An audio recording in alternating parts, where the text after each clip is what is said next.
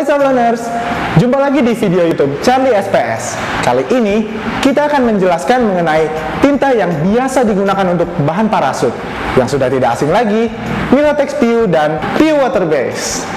Kedua tinta ini memiliki perbedaan baik dari karakter dan juga komponen-komponen pendukungnya seperti adesif, retarder, dan katalis.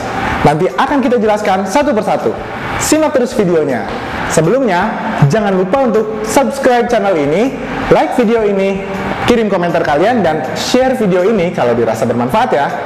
Nah Sabloners, jadi saat ini di samping saya sudah terdapat tinta yang akan kita bahas hari ini. Yang pertama, kita akan membahas mengenai PU Water Base. PU Water Base adalah tinta jenis poliuretan berbahan dasar air.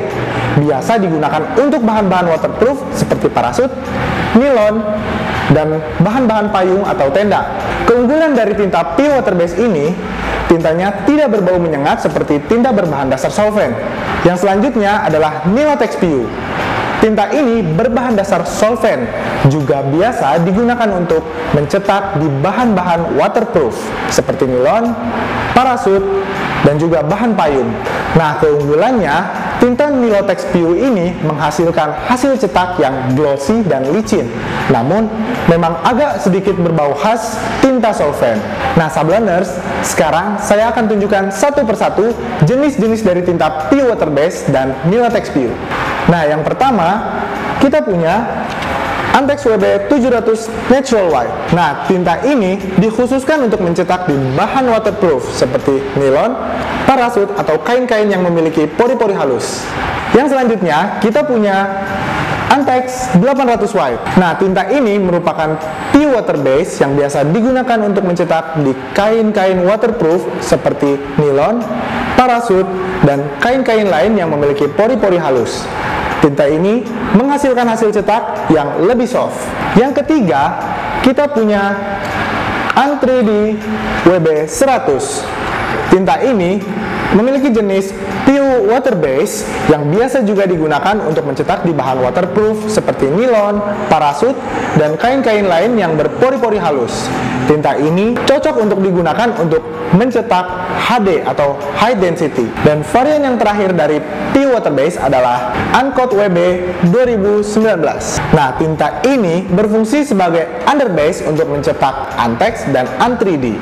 Nah, Sabloners, tinta PU Water Base ini juga memiliki beberapa komponen pendukung seperti katalis, adesif, dan lainnya. Kita akan bahas yang pertama, katalis.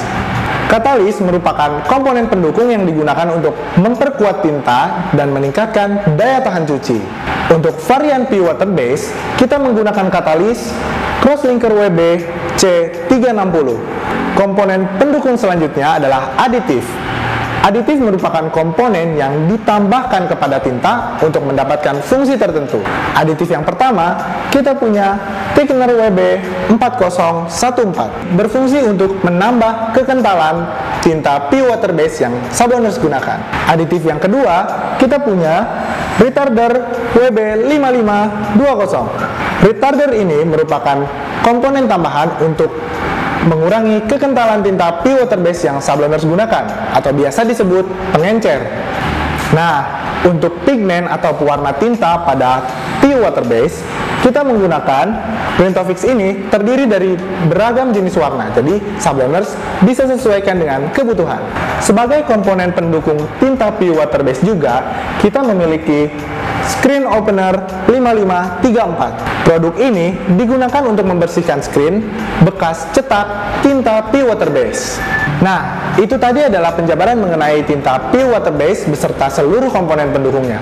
Selanjutnya, kita akan bahas mengenai tinta Milotex PU. Yang selanjutnya, kita masuk ke macam-macam Milotex beserta kegunaannya. Yang pertama, kita punya Milotex PU. Milotex PU ini adalah tinta solvent dua komponen yang cocok untuk diaplikasikan di bahan waterproof seperti nilon dan parasut.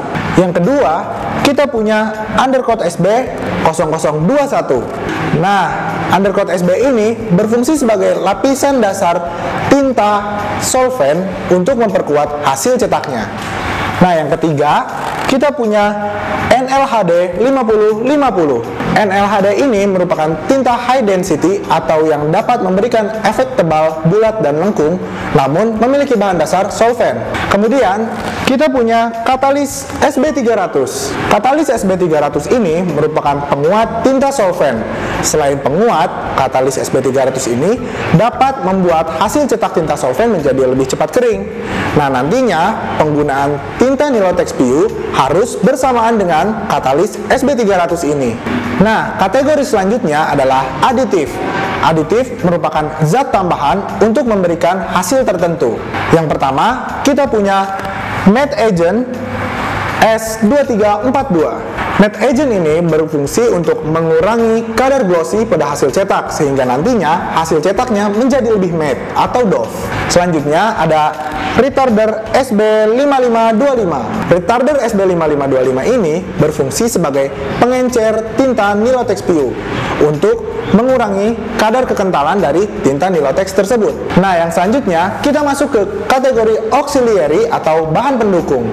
Yang pertama, kita punya Nilotex PU Clear Glossy, digunakan untuk mendapatkan hasil cetak yang lebih kilap atau glossy, diaplikasikan sebagai top coat atau lapisan atas. Nah, yang kedua, kita punya Nilotex PU Clear Matte. Nah, Nilotex PU Clear Matte ini kebalikan yang tadi. Dia digunakan untuk mendapatkan hasil cetak yang lebih matte atau doff, dan pengaplikasiannya sama-sama sebagai lapisan atas atau top coat. Nah, kategori yang terakhir adalah cleaner. Cleaner adalah pembersih cetakan untuk mencetak tinta solvent. Pada kategori ini, kita punya retarder SB5525. Selain berfungsi sebagai pengencer tinta solvent, juga dapat digunakan untuk membersihkan screen setelah digunakan untuk mencetak tinta solvent. Nah, sabloners, demikian informasi seputar PU Water Base, Nilotex PU, komponen pendukung beserta seluruh kegunaannya. Jangan sampai tertukar ya. Jadi, teman-teman sabloners pilih yang mana? Komen di bawah. Jangan lupa untuk like, komen, dan subscribe agar Charlie SPS selalu semangat untuk berbagi informasi seputar dunia sablon. Demikian untuk video kali ini. Jangan lupa untuk follow juga sosial media Charlie SPS lainnya. Dan seperti biasa, salam gesut!